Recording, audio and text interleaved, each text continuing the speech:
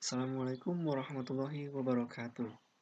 Halo teman-teman, kembali lagi di channel ini. Oke, pada kesempatan kali ini kita akan melanjutkan seri tutorial mengenai Artificial Intelligence. Di chapter 3 ini kita akan membahas mengenai prediksi dengan menggunakan Random Forest. Tentunya kita akan menggunakan library yang terdapat di dalam Scikit-learn. Oke, pertama-tama kita akan terlebih dahulu mengenal apa itu Random Forest. Random Forest atau biasa disebut dengan RF itu merupakan suatu algoritma yang digunakan pada klasifikasi data, tentunya dalam jumlah yang besar.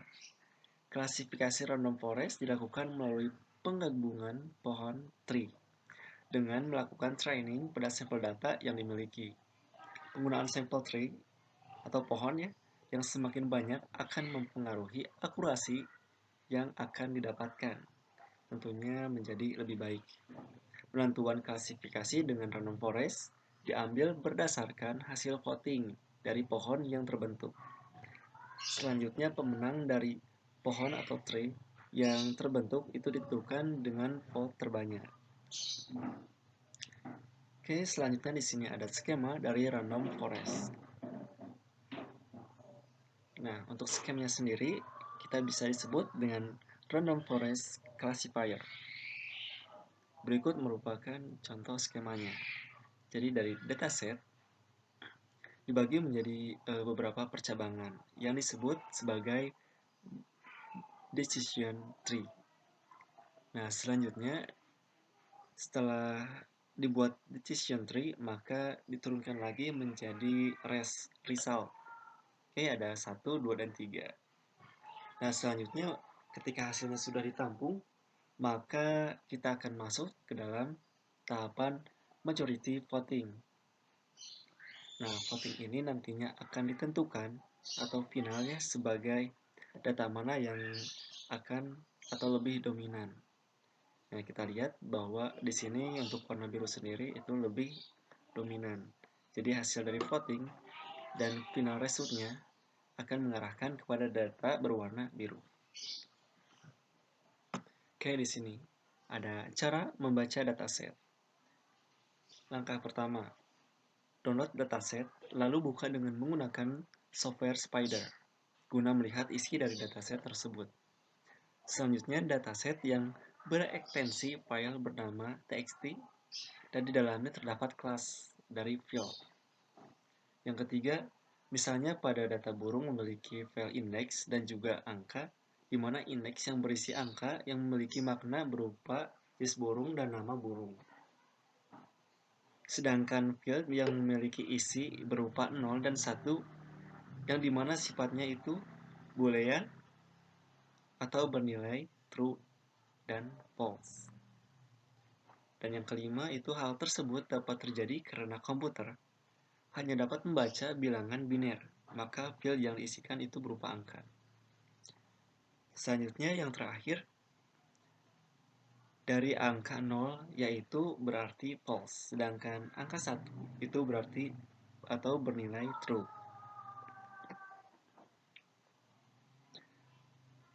Selanjutnya di sini ada cross validation. Apa itu cross validation? Itu merupakan suatu metode tambahan dari teknik data mining yang bertujuan untuk memperoleh hasil akurasi yang maksimal. Metode ini sering disebut sebagai k-fold cross validation, di mana percobaan sebanyak kali untuk satu model dengan parameter yang sama. Nah, ini dari Stosa dan Umami pada tahun 2018. Dan dalam bukunya yang berjudul Data Mining dan Big Data Analytics. Secara umum, kita dapat membandingkan N model dalam cross validation ini. Dalam arti lain, fungsi dari pengguna metode cross validation adalah yang pertama, untuk memenuhi performance dari suatu model algoritma dengan melakukan percobaan sebanyak kali. Yang kedua itu untuk meningkatkan tingkat performansi dari model tersebut. Yang ketiga, untuk mengolah data set dengan kelas yang seimbang. Oke, di sini ada penggambaran dari cross validation, yaitu cross validation juga merupakan teknik validasi dari pengembang model speed yang dimana validasinya itu mengukur training error dengan menguji tes data atau data uji. Kita bisa lihat pada gambar, yaitu terdapat iteration 1-5, dan di sampingnya itu terdapat test dan train. Lalu apa maksudnya? Untuk iteration sendiri itu merupakan percobaan, yang dimana percobaan dilakukan sebanyak 5 kali. Sedangkan untuk di sampingnya ada test dan train, yaitu kita contohkan untuk iteration 1. Itu ada test di bagian awal, yaitu yang dijadikan sebagai partisi pertama menjadi data testing. Sedangkan untuk partisi yang lainnya itu dijadikan data training. Pada iteration kedua. Nah, pada iteration kedua itu partisi kedua menjadi data testing, sedangkan untuk yang lainnya, misalnya 1, 3, sampai 5, itu menjadi data testing. Data training ya. Lalu iteration 3 itu sama, jadi partisi ketiga itu digunakan sebagai data testing dan yang lainnya sebagai data training dan seterusnya. Nah, di sini ada penjelasan mengenai arti score. Yang pertama itu skor 44% pada random forest. Yang kedua ada 27% pada decision tree. Yang ketiga ada 29% dari SVM. Di mana skor 44% ini diperoleh dari hasil pengolahan dataset jenis burung, di mana akan dilakukan pembagian data testing dan data training, lalu diproses dan menghasilkan skor sebanyak 44%, di mana skor tersebut digunakan sebagai perbandingan dalam tingkat keakuratannya. Yang kedua, pada decision tree akan memperoleh data sebanyak lebih kecil, yaitu sebanyak 27%. Hal tersebut disebabkan karena adanya yang diolah menggunakan decision tree. Dibagi menjadi beberapa tree lalu disimpulkan untuk mendapatkan data yang akurat. Pada SVM akan memperoleh skor sebanyak 29%. Hal tersebut dikarenakan data yang dimiliki masih bernilai netral, sehingga tingkat keakuratannya masih belum jelas. Oke, kita lanjut. Di sini ada conversion matrix, seperti yang sudah kita bahas sebelumnya, teman-teman.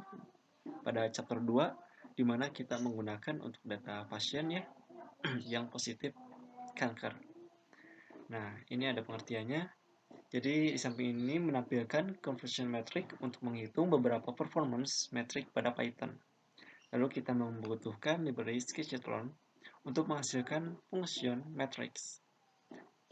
Nah, function matrix ini akan menghitung function matrix pada model yang mengembalikan hasilnya dalam bentuk array. Nah, di sini ada conversion matrix tahap 1. Nah, ini dataset yang digunakan. Jadi, menggunakan dataset diagnosis kanker ya, dari Kaggle untuk melakukan prediksi penderita kanker. Nah, disarankan kita atau kalian ya untuk mengunduh dataset dan mengikuti langkah-langkahnya yang ada pada tulisan ini ya. Nah, pada script ini kita bisa lihat nih, kita pertama itu import dulu nih pandas, lalu kita inisialisasikan dengan pd ya. Selanjutnya kita akan menggunakan numpy yang diinisialisasi dengan mp. Nah, untuk membaca dataset sendiri kita menggunakan atau membuat variabel data, lalu dengan menggunakan metode yaitu read csv. Nah, di sini datanya dipanggil. Saya dipanggil, di sini ada keterangannya ya. Ini untuk menghapus kolom yang tidak digunakan. Selanjutnya merubah label M ganas dan sama dengan 1 dan B jinak sama dengan 0. Nah, seperti berikut. Nah, di sini maka dari hasil tersebut akan dihasilkan data seperti berikut, yaitu ada diagnosis, radius medium, tekstur min, parameter min, area min, smoothness min ya. Kita bisa lihat ya. Selanjutnya ada conversion metric tahap 2. Nah, pada tahap 2 sendiri ini membagi dataset yang membuat model prediksi. Jadi dataset dibagi ke dalam data latih yang dan selanjutnya data tersebut diuji. Lalu data latih digunakan untuk melatih model yang telah dibuat. Sedangkan evaluasinya akan dilakukan pada data uji. Nah, selanjutnya kita akan membuat model sederhana menggunakan decision tree untuk melakukan prediksi. Nah, untuk contoh dari scriptnya seperti berikut. Jadi, kita akan menggunakan model section. Nah, akan mengimport dari train test split. Nah, selanjutnya untuk menggunakan dari decision tree, maka kita harus juga mengimport decision tree classifier. Untuk deklarasinya sudah lihat di samping bahwa kita harus membuat sebuah model yang dimana menampung ya nilai dari decision tree tersebut. Nah, di sini ada conversion matrix tahap 3. Nah, dimana pada tahap 3 ini kita mengimport library dari matplotlib ya. Matplotlib yang dimana dia itu menampung suatu yang bisa menampilkan suatu tampilan dari data yang sebelumnya kita tampung pada bagian matriks tahap 2. Nah, ini kelanjutannya. Nilainya itu ditampung lalu ditampilkan. Tampilkannya itu menggunakan ini dari library tersebut. Dan di sini ada voting pada random forest. Jadi untuk voting sendiri itu merupakan sebuah proses pemilihan dari tree atau pohon yang dimana akan dimunculkan hasilnya dan disimpulkan menjadi informasi yang pasti. Nah, tadi kita sudah dibahas mengenai dari random forest ini mengenai dataset yang dimana jika kita punya dataset maka akan dibuatkan decision tree atau dibagi menjadi beberapa bagian lalu akan disimpulkan nih hasilnya. Setelah ada hasilnya maka akan masuk ke tahap voting atau averaging. Nah, di sana akan dilihat mana yang paling dominan dan yang paling dominan itulah yang menjadi final resultnya. Seperti itu. Oke, selanjutnya untuk implementasi coding. Untuk perkenalan dari pembahasannya sudah, kita lanjut ke implementasi dari coding ya, teman-teman. Oke, selanjutnya kita akan buka aplikasi Spider. Di sini saya menggunakan ada Spider Anaconda. Di sini saya menggunakan Anaconda untuk aplikasi dari Spidernya. Kita tunggu. Nah, untuk Anaconda sendiri ini menggunakan versi 5 ya aplikasinya. Kalau untuk yang biasanya masih di versi 3.9. Oke, kita tunggu. Oke, di sini sudah terbuka ya teman-teman untuk aplikasi dari Spidernya. Di sini saya sudah scriptnya sudah ada. Yang pertama kita akan membuat aplikasi sederhana dengan menggunakan Pandas. Oke, kita jelaskan dulu untuk kita akan mengimport yang library dari Pandas dan kita akan menginisialisasi dengan PD. Selanjutnya kita akan buat variabel dengan nama hobi dan di dalam hobi ini kita tampung datanya. Dari dalam hobi ini kita tampung datanya dengan array ya. Hobi, teman-teman bisa tuliskan apa saja. Nah, selanjutnya kita buat variabel data. Nah, di sini PD itu memanggil Pandas. Lalu di sini data frame, di mana kita akan menggunakan data frame untuk menampilkan datanya. Di sini hobi. Oke, Ctrl Z. Nah, hobi ini dipanggil kembali karena akan ditampilkan. Nah, untuk menampilkan datanya seperti ini, print di my hobby plus data ya, data yang tadi yang sudah menampung library dan juga data frame. Coba kita save, lalu kita jalankan. Oke. Nah, di sini kita sudah terlihat ya, hobi dengan data array 1 nih, hobinya sudah muncul. Oke, selanjutnya kita buat komentar kembali. Kita akan sebentar, kita komentar dulu. Nah, yang kedua kita akan buat aplikasi sederhana dengan menggunakan NumPy. Nah, untuk membuat aplikasi menggunakan NumPy, kita harus melakukan import NumPy as np ya, dimana AR kita membuat variabel ARR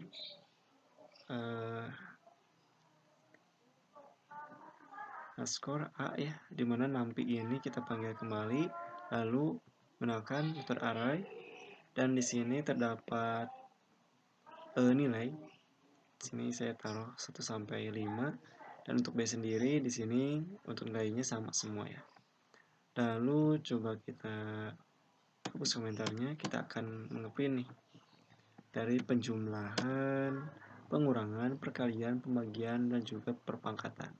Jadi untuk print sendiri di sini kita panggil variabel dari ARR A plus ARB. Jadi di sini nanti akan ditambahkan misalkan ya datanya 1 tambah 2 kan 3, 2 tambah, coba kita satu-satu terlebih dahulu supaya lebih jelas. Oke, kita save. Nah, kita jalankan. Nah, di sini penjumlahan 3, 4, 5, 6, 7. Coba kita lihat 3, 4, 5, 6, 7. Sudah sesuai teman-teman ya. Coba kita jalankan yang ini. Pengurangan, oke. 1 dikurangi 2 min 1, 2 kurangi 2 0. Sudah sesuai ya teman-teman ya. Perkalian, pembagian, dan perpangkatan. Coba kita running. Kita cek yang perpangkatan langsung. 1 pangkat 2 itu akan bernilai 1, 2 pangkat 2 akan bernilai 4, 3 pangkat 2 9, 4 pangkat 2 itu 16, dan 5 pangkat 2 itu 25. Oke, sudah sesuai ya. Selanjutnya kita akan membuat aplikasi dengan menggunakan matplotlib. Bagaimana caranya? Tentunya kita harus mengimport terlebih dahulu untuk library-nya, lalu kita inisialisasikan misalkannya dengan plt. Di sini kita buat variabel pick atau bebas ya. Sama dengan di sini kita panggil tadi variabel ini yang sudah diinisialisasi. Lalu di sini kita figur. Coba kita komentar dulu ini supaya rapi. Seperti ini. Selanjutnya di sini kita juga buat variabel kembali, di mana tersebut kita akan menambahkan metode add access yang dimana itu bernilai 0011. Nah, di sini kita akan membuat ya nantinya suatu pie chart ya, diagram pie yang dimana ini datanya sendiri nih. Saya contohkan mata kuliah yaitu Artificial Intelligence, Data Mining, General English, Distributed System, Sistem Pakar. Nah, untuk nilainya sendiri untuk masing-masing yaitu 80, 90, 65, 79, dan 82. Misalkan ini kita ganti jadi 75. Oke, seperti ini. Lalu kita save. Salah. Oke. Ini belum. Buka. Save. Nah, di sini jadi ax.py, maka tampilkan data yang tadi yang sudah ditampung ke dalam pie atau diagram pie ya, yaitu nilai label mata kuliah. Nah, auto PCT yaitu menggunakan 1,2. Lalu di sini plt show. Show ini untuk menampilkan hasil dari diagram ya, nantinya akan tampil di sini.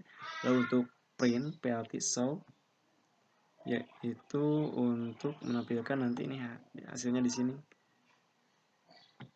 Kita jalankan. Nah, di sini function show. Nah, untuk datanya seperti ini. Jadi ada beberapa persen ya. Jadi untuk data mining. Di sini kita dapat melihat pada bagian general English itu untuk persennya sendiri yaitu 16,58%. Dan untuk distribusi sistem 19,13, untuk sistem pakar 20,92, dan untuk AI 20,41%. Selanjutnya di sini kita akan mengklasifikasi random forest. Bagaimana caranya? Coba kita uncomment.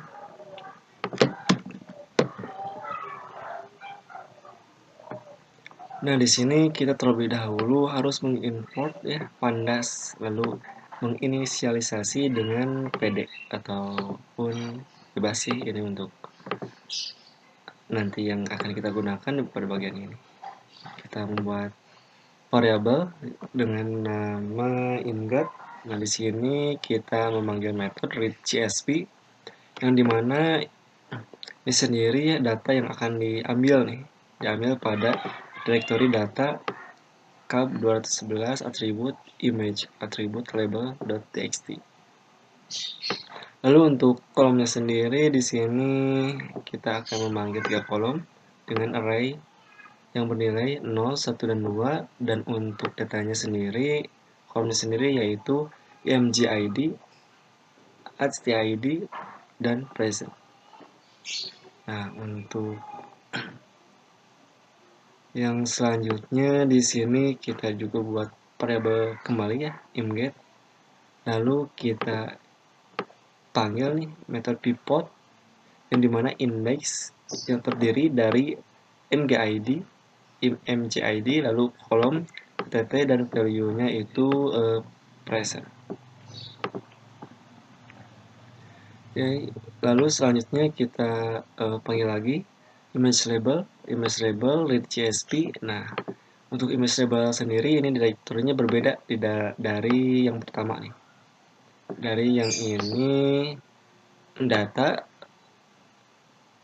cab 211, lalu di sini terdapat langsung txt, tidak masuk dulu ke folder atribut. Dan selanjutnya seperti ini untuk pendingan dari klasifikasi random forest. Nah, ini untuk memanggil dari random forest classifier-nya. Nah, kita dapat lihat setelah diinisiasi maka kita buat variabel baru clf, dan di sini kita masukkan lagi random forest classifier dengan max texture 50 dan random state yaitu 0.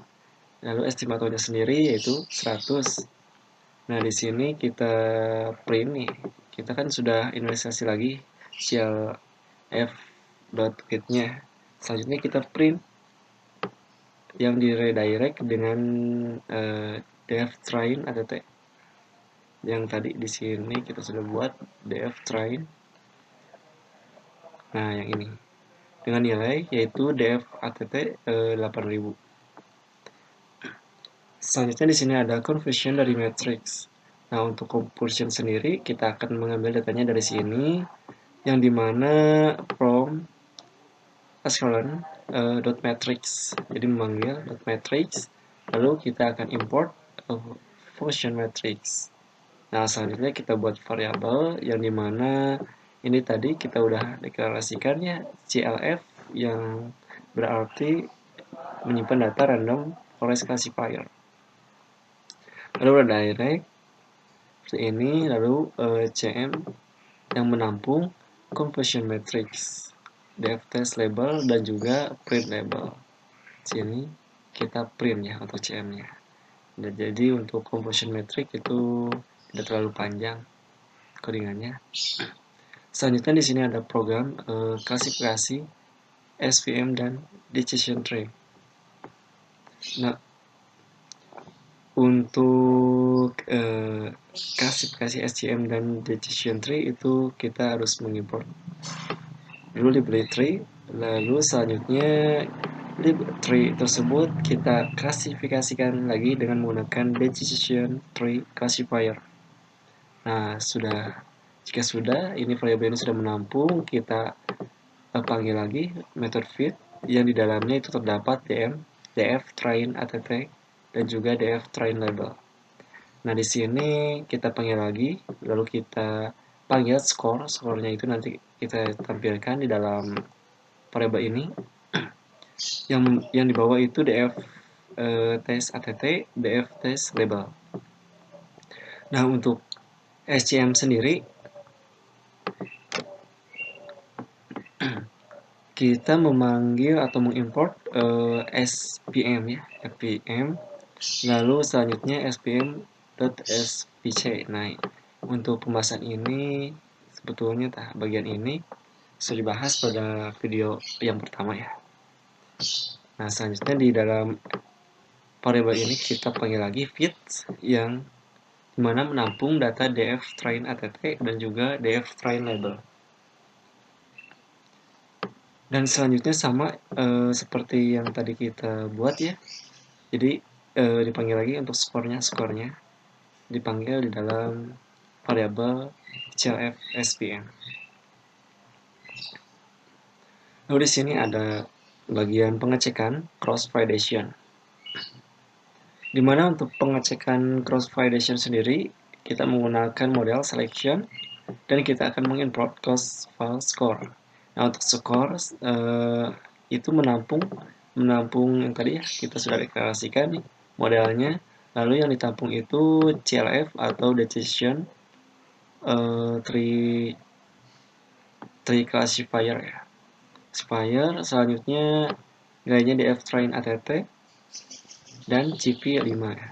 Lalu di sini akan ditampilkan print accuracy-nya. Nah, score ini akan ditampilkan skor min dan skor std ya. Lalu dikali 2. Lalu selanjutnya ada score tree. Nah, score tree ini menampung nilai yang tadi ini modelnya menampung nilai CLF3 di mana ini juga sama ya menampung nilai CP5. Nah, selanjutnya ada cross score dari SVC juga sama, kurang lebih sama. Dan di sini yang terakhir kita akan melakukan pengecekan dari cross validation tersebut. Nah, yang ini ya. Nah, untuk pengecekannya sendiri kita akan menggunakan oke.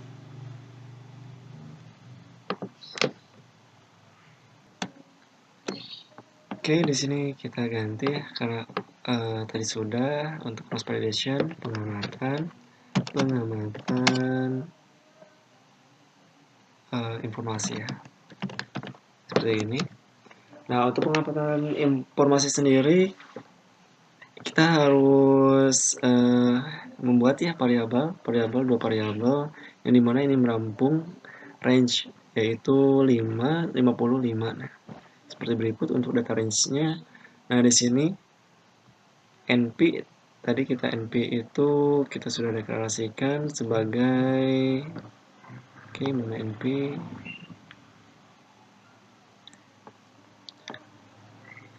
sebagai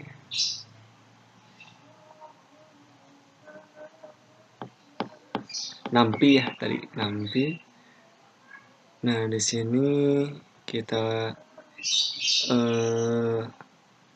ambil dari data max feature OPTS dengan menggunakan learn lalu kali dan di sini berbentuk float di mana kita terlebih dahulu deklarasikan i itu sebagai atau bernilai 0. Nah, untuk melakukan perulangannya seperti berikut.